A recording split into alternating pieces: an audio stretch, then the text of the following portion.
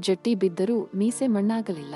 ಗಾದೆಗಳು ವೇದಗಳಿಗೆ ಸಮಾನ. ವೇದ ಸುಳ್ಳಾದರೂ ಗಾದೆ ಸುಳ್ಳಾಗದು ಎಂಬ ಮಾತಿದೆ.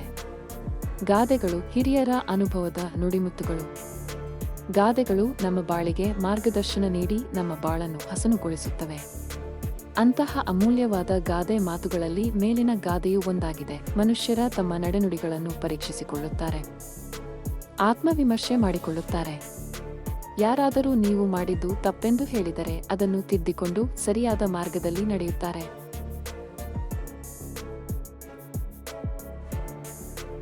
ಹಾಗಂತ ಈ ಸಮಾಜದಲ್ಲಿ ಸಭ್ಯರೊಂದೇ ಬದುಕುತ್ತಿಲ್ಲ. ಕೆಲವರು ಮೊಂಡು ಸ್ವಭಾವದರಿದ್ದಾರೆ. ಅವರು ಎಲ್ಲದಕ್ಕೂ ಅರ್ಥಹೀನವಾದ ವಾದ ಮಾಡುತ್ತಾರೆ. ಅವರು ಮಾಡಿದ ತಪ್ಪನ್ನು ನಾವು ಕಣ್ಣಾರೆ ನೋಡಿರುತ್ತೇವೆ, ಆದರೆ ನಾವು ನೋಡಿದ್ದೇ ಸುಳ್ಳೆಂಬಂತೆ ತಾನು ಆ ತಪ್ಪನ್ನು ಮಾಡಿಲ್ಲವೆಂದು ವಾದಿಸುತ್ತಾರೆ.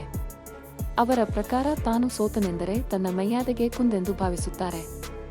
ಮತ್ತೆ ಕೆಲವರು ಹಾಗಿರುವುದಿಲ್ಲ. ತಾನು ಸೋತರೂ ಅದನ್ನು ಒಪ್ಪಿಕೊಂಡು ಗೆದ್ದವರಿಗೆ ಅಭಿನಂದಿಸುತ್ತಾರೆ. ಇದು ಅವರ ಸಭ್ಯತೆಯನ್ನು ತೋರಿಸುತ್ತದೆ.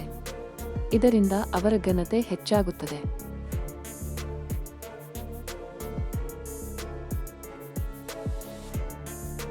ಬದಲಾಗಿ ಸೋತಿದ್ದರೂ ನಾನೇ ಗೆದ್ದೆ ಎಂದು ವಾದಿಸಿದರೆ ಅವರೆಡೆಗೆ ಜನರಿಗೆ ಒಳ್ಳೆಯ ಅಭಿಪ್ರಾಯ ಬರಲು ಸಾಧ್ಯವಿಲ್ಲವೆಂಬುದನ್ನು ಈ ಗಾದೆ ವಿವರಿಸುತ್ತದೆ.